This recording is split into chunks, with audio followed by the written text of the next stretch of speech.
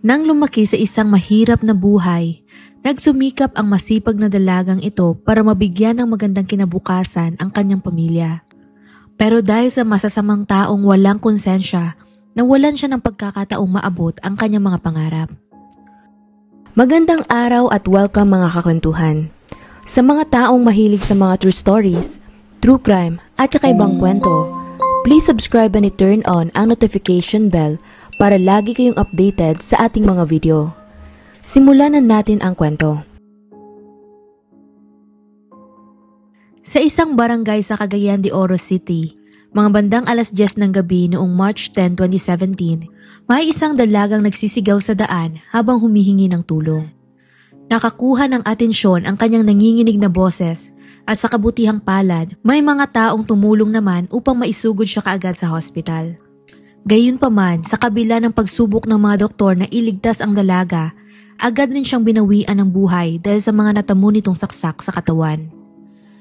Tinukoy kalaunan ng mga otoridad ang biktima bilang ang dalagang si Cherry May Dayo na 28 taong gulang. Ang nakakakilabot pa doon, hindi lamang simpleng atake ang nangyari sa kanya, kundi ito rin ay ginahasa. Iyon daw ang narinig ng mga salita ng mga taong unang tumulong rito nang ito ay naabutan nila sa daanan. Pero ang tanong na kailangan nilang masagot ngayon, sino naman ang tao o mga taong responsable sa krimeng ito? Si Cherry May ay pangalawa sa 8 mga anak ng pamilya Dayo. Dahil marami silang magkakapatid, kinakailangan magtulungan ng lahat sa pagtatrabaho para maitaguyod nila ang pang-araw-araw na pangangailangan ng buong pamilya. Bukod sa pagtatrabaho, nagsusumikap din si Cherry May sa kanyang pag-aaral dahil marami rin siyang gustong matupad na pangarap. Ayon pa sa atin nito, malaki daw ang pagpapahalaga ng kanyang kapatid sa edukasyon dahil naniniwala siyang iyon ang aahon sa kanila mula sa kahirapan. Kaya upang maisakatuparan ang kanyang pagnanais na makagraduate ng kolehiyo, nagdesisyon itong mamasukan bilang kasambahay sa isang pamilya sa Cagayan de Oro. Habang nandoon, inilarawan siya ng kanyang amo bilang isang tapat, masipag at maaasahang dalaga lalo na pagdating sa mga gawaing bahay. Umabot ng 12 taon ang paninilbihan niya sa pamilya na sinuklian din naman nila ng maayos na sahod na nakatulong ng malaki kay Cherry May. Maliban pa doon, tinulungan rin nila itong makapag-aral ng kolehiyo kung saan nagpasya siyang pumasok sa Southern Philippines College or SPC nang kumukuha ng kursong education. Taong 2013 nang namatay ang amo niyang babae, nagdesisyon na ang mga anak nitong manirahan sa Canada. Dahil doon naiwang mag-isa ang dalaga sa bahay bilang caretaker nito. Inalok din naman siya ng pamilya na manirahan na lamang kasama nila sa Canada upang doon na magtrabaho. Gayunpaman tinanggihan iyon ni Cherry May dahil mas gusto nitong manatili sa Pilipinas at magturo sa mga batang nasa mga rural area. Malaki ang pagnanais nitong tumulong sa iba pang mga kabataang nanggaling din sa mahirap na sitwasyon kagaya niya, nang sa gayon, mabigyan niya rin ang mga ito ng pagkakataong tuparin ang kanilang mga pangarap. Taong 2015, humarap naman sa isang pagsubok ang pamilya Dayo na ang kanilang ama ay nagkaroon ng stroke na siyang naging dahilan upang maparalisa ang kalahati ng katawan nito. Isang bagay pang nagpahirap ng sitwasyon. Kakalabas lang din noon ng kanilang ina mula sa hospital, kaya mas kinailangan ni Cherry May na magpadala ng malaking bahagi ng kanyang sahod upang matulungan ang kanyang pamilya. Mula sa kanyang kaunting kinikita, tinutulungan din ng dalaga ang kanyang mga kapatid na maipagpatuloy ang kanilang pag-aaral nang nagtitiwalang aahon din ang buhay nila mula sa kahirapan balang araw. Sa pamamagitan ng kanyang pagsusumikap, 1 taon na lang sana magiging isa na itong ganap na guro. Gayunpaman lingid sa kanyang kaalaman, nang mga panahong iyon ang paninirahan pala nito ng mag-isa sa bahay ng kanyang mga amo ay nakakuha na ng atensyon sa mga taong may masamang balak. Noong gabi ng March 10, 2017, pagkatapos ng insidente, agad na nagsimula ng investigasyon ang mga pulisya sa tinutuluhang bahay ni Cherry May. Habang naglalakad sila palapit pa lamang sa bahay, agad na nilang nakita ang isang maliit na bolo malapit sa pinto na siyang hinihinala nilang murder weapon na ginamit ng mga suspect. Sa loob naman ng bahay, nahalata na kaagad ng mga otoridad na mukhang hinalughog ang buong lugar. Magulo ang ayos ng mga kagamitan at nagkalat din ang iba pang mga bagay sa sahig. Samantala, pagkapunta naman nila sa kusina, may nakita naman sila doong mga bakas ng dugo. Maliban pa dito, naniniwala rin silang doon dumaan ang mga salarin dahil parang sinadyang sinira ang isang bahagi ng kisame. Tiningnan din ng mga pulisya ang bawat kwarto at sa silid na tinutulugan ni Cherry May, nagawa nilang makakolekta pa ng mas maraming ebidensya. Nakuha doon ang isang underwear na hinihinala nilang hinubad mula sa biktima at may nakita rin silang mga patak ng dugo sa kama. Ang isang mahalagang detalye pang napansin nila, may mga iilang gamit din sa bahay ang mukhang nawawala, kabilang na ang mismong cellphone ng biktima, laptop at pera. Base doon, tinukoy nila na pagnanakaw ang pinakamotibo sa krimen. Nang puntong iyon dahil sa mga sirkumstansyang napunan nila at sa mga ebidensya, malaki ang paniniwala ng mga pulisya na hindi isang tao lamang ang gumawa ng karumal-dumal na krimeng ito. Ang problema lang, wala pa silang nakuhang leads sa kung sino man ang posibleng mga suspect sa kaso. Base sa kanilang investigasyon, umuwi daw ang dalaga noong March 10, 2017, mga bandang 6:00 ng gabi. Nakipag-chat pa ito sa kanyang pamilya ng mga panahong iyon, pero di tumagal, maaga rin itong nakatulog. Sa gitna ng kanyang pagpapahinga, hindi niya namalayang pinapasok na pala ang kanilang tahanan ng mga kawatan. Teorya ng mga pulisya, sa mga oras na iyon daw, malaya nang nakalabas-pasok ang mga magnanakaw sa bahay nang hindi napapansin ng dalaga. Posible ring nagising si Cherry May habang nagaganap ang pagnanakaw kung saan ang nakita niya ang mga salarin, siguradong sinita niya ang mga ito. At sa kanilang pagpapanik, doon na naganap ang madugong krimen. Base sa mga dugo sa kusina, siguradong doon nila pinagsasaksak si Cherry May bago pagkatapos noon, ibinalik nila ito sa kanyang higaan at doon naman siya pinilit na halayin. Sa kabila ng mga natamo niyang sugat, nanlaban ang dalaga at sinikap na kumawala sa kanila. Dahil doon para maiwasang maabutan ng sinuman, nagmadali silang tumakas, dala-dala ang mga kinuha nilang gamit. Bago pa man sila tuluyang makalayo, sinubukan pa rin ni Cherry May na pigilan ang mga ito kung saan nahulog ng isang magnanakaw ang dala nilang bolo malapit sa pinto. Sinubukan ni Cherry May na humingi ng tulong habang hinahabol ang mga salarin upang masiguradong managot sila sa krimen. Gayunpaman, hindi na niya kinaya ang mga natamo niyang sugat at tuluyan na itong bumagsak sa daanan. Pagkaraan ng ilang minuto may nakakita sa kanyang mga tao at sila rin ang nagdala sa kanya sa hospital. Pero sa kasamaang palad, doon na rin ito binawian ng buhay. Nang makarating ang nakakalungkot na balita sa pamilya Dayo, sobrang nagulat at nasaktan sila dahil sa pangyayari. Hindi sila makapaniwala at halos hindi rin nila matanggap ang sinapit ng dalaga dahil nakausap pa di umano nila ito bago nangyari ang karumal-dumal na krimen. Pagbabahagi pa ng kapatid ni Cherry May, ramdam na ramdam daw nila ang hirap at sakit na pinagdaanan nito sa kamay ng mga walang pusong salarin. Matinding galit din ang nararamdaman nila para sa mga suspect dahil hindi lamang ng mga ito sinira ang pangarap ni Cherry May, kundi kinitil pa nila ang kanyang buhay sa napakabrutal na paraan. Umapekto ng lubos ang trahedya sa kanilang pamilya kung saan mula noon halos hindi na daw makausap ang kanilang ama dahil palagi na lang itong nakatulala o di naman kaya ay umiiyak. Ang nais lang daw nila ng puntong iyon ay makuha ni Cherry May ang hustisya at mapanagot ang salarin sa kanilang ginawa. Sa malalim pa na investigasyon ng mga otoridad, nakumpirma nilang hindi isang tipikal na kutsilyo ang ginamit sa pagpatay kay Cherry May, kundi ito ay isang bolo na may habang mahigit pa sa 12 pulgada. Sa haba ng bolo na iyon, isang saksak lamang ang kinakailangan upang mapatay nito ang biktima.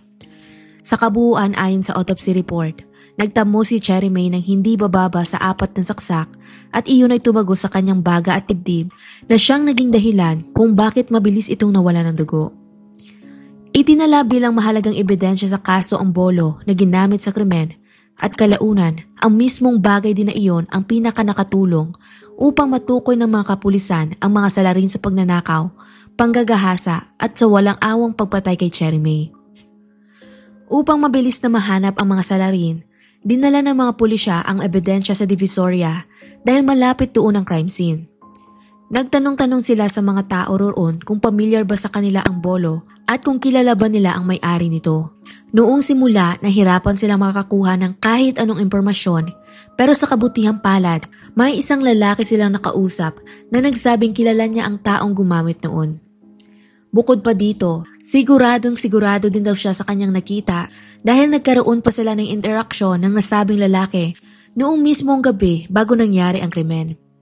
Kaya sa tulong ng mga lokal, nagsimulang mabuo ng mga pulisya ang mga piraso ng impormasyon na magdadala sa kanila sa mga kriminal. Ayon sa hindi pinangalan ng saksi, gabi ng March 10, 2017, may nakita na siya isang grupo ng mga taong nag-iinuman.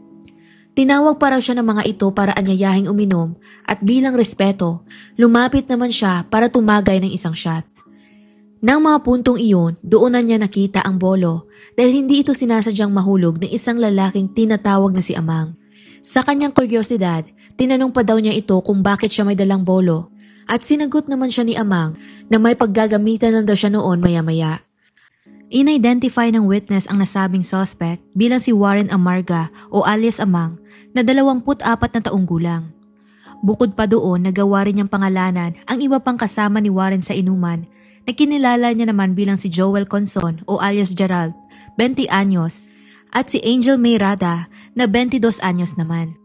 Napag-alaman din nila kalaunan na si Joel pala ay kakalabas lang din noon sa Lumbia Jail kung saan ito dinetain dahil sa pagiging sangkot sa isa pang murder case. Dagdag pa sa tatlo, may 2 minor de edad din silang kasama sa grupo na pinangalanan naman niyang sina Joan Escalante at isang Adrian na parehong 17 years old lamang noon. Sa puntong iyon, sila na ang ikinonsiderang pangunahing mga salarin sa pagnanakaw, panggagahasa at pagpatay kay Cherry May. Base pa sa investigasyon ng mga pulisya, ang grupo ng mga kabataang ito ay dati na palang sangkot sa mga maliliit na krimen. Ngunit ngayon, mukhang wala ng katakot-takot ang mga ito na gumawa pa ng mas kakilakilabot na mga bagay. Dahil dito, maikukonsidera silang mga panganib sa komunidad kaya nagsumikap ang mga pulisya na mahuli kaagad ang lahat ng salarin. Sa tulong ng parehong saksi, nagawa nilang matuntun pa isa-isa ang mga kinaroroonan nito at maaresto din kaagad ang mga suspect. Pagkadakip nila sa 5, agad nila itong dinala sa istasyon upang interviewin tungkol sa nangyaring krimen. At sa di nila inaasahan, agad namang ibinunyag ni Warren ang lahat ng kanyang nalalaman.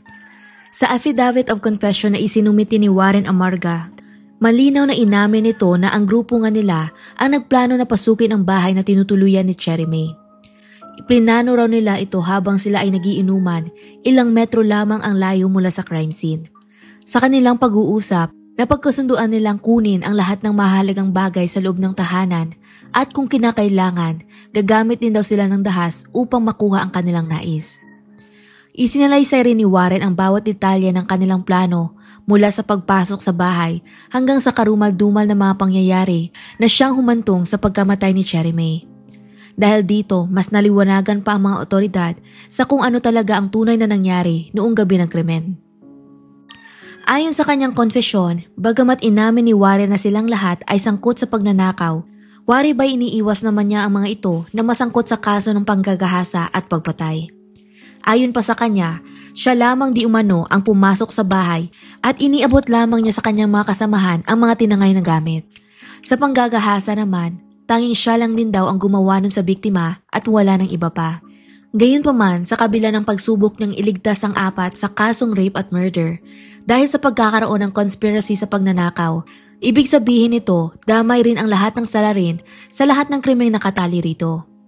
Ang kanyang pag-amin ay nagbigay ng matibay na ebidensya laban sa grupo na nagresulta sa kanilang pagkakadakip at pagkakakulong. Sa makatuwid ng panahong iyon, silang lahat ay sinampahan na ng kasong rape with homicide at robbery. During sa kanilang pagkahuli, nagsagawa rin ng drug test ang NPC kung saan base sa result nito, nakumpirma nilang gumagamit nga ng droga ang lahat ng salarin. Isang malaking bagay pa ito na makakatulong rin sa kaso laban sa kanila. Nang kumalat ang balita ng pagkahuli ng 5 sa kanilang buong bayan, nagpakita rin ng sobrang galit hindi lamang ang pamilya sa kanila, kundi maging ang mga taong bayan. Sa katunayan, during sa takbo ng paglilitis, napuno ang City Hall ng mga nanggagalaiting mamamayan na pinagmumura at sinusumpa ang 5. May iba pa ngang sumisigaw na kamatayan raw ang dapat na parusang matanggap nila. Dahil sa kaguluhan, bahagyang naantala ang mga trabaho sa City Hall kung saan may iba pa nga mga councilors ang lumabas sa session hall para lamang masaksihan ang protesta. Bilang resulta ng walang tigil na pagrally ng mga tao at sa pagharas nila sa mga salarin, ang suspect na si Joan Escalante na 18 years old na ng panahong iyon ay iniulat na nakunan sa kanyang ipinagbubuntis. Gayunpaman, ito ay nagawa nilang maisugod kaagad sa hospital upang makatanggap ng atensyong medikal. Bukod sa kanya, iniulat rin na ang 22 years old na suspect na si Angel Mayrada ay nagdadalang tao rin noon. Sa kasalukuyan, nakakulong pa rin ang 5 sa Cagayan de Oro City Jail habang naghihintay sila sa resulta ng paglilitis ng kaso. Kung sakaling sila man ay mahatulang guilty sa krimen, siguradong sila ay makakatanggap ng parusang habang buhay na pagkakakulong. Ang mga labi ni Cherry May ay initid ng kanyang pamilya sa huli nitong hantungan noong March 15, 2017. Walang paglagyan ang nadarama nilang pagluluksa at bighati dahil hindi na nila muling makakasama ito ng buhay. Samantala bilang pagtulong naman ng lokal na gobyerno sa pamilya, inalok nila ng scholarship ang 2 kapatid ni Cherry May at nagpaabot rin ng tulong ang kanyang amo. Ang nakakalungkot lang sa kasong ito, hanggang sa ngayon hindi pa rin natatapos ang pagdakbo ng paglilitis na para sa pamilya Dayo, hindi pa rin natatanggap ng ganap ni Cherry May ang hustisyang nararapat para sa kanya kahit pa ang 5 ay nakakulong na sa bilangguan. Isang mabuting anak at kapatid si Cherry May na gusto lang naman sanang mabigyan ng magandang buhay ang kanyang pamilya. May mataas itong pangarap para sa kanyang sarili na sa kabila ng hirap ng buhay, mas pinili niyang lumaban ng patas at magtrabaho kaysa gumawa ng masama. Hindi pa man niya nararating ang kanyang pangarap na maging isang ganap na guro, para sa kanyang pamilya, palagi silang magiging proud rito. Nangako rin sila sa kanya na hindi nito kailangan mag-alala sa kanilang pamilya dahil ipagpapatuloy nila ang kanyang sinimulang pangarap at sisikapin rin makapagtapos ng pag-aaral. At hanggang dito na lang ang kwento natin para sa araw na to. Anong masasabi ninyo sa kaso? Kung nagustuhan niyo ang video na ito, maaari niyong i-check ang ating channel para sa iba pang mga kwento. Muli, salamat sa inyong pakikinig at hanggang sa susunod mga kakwentuhan.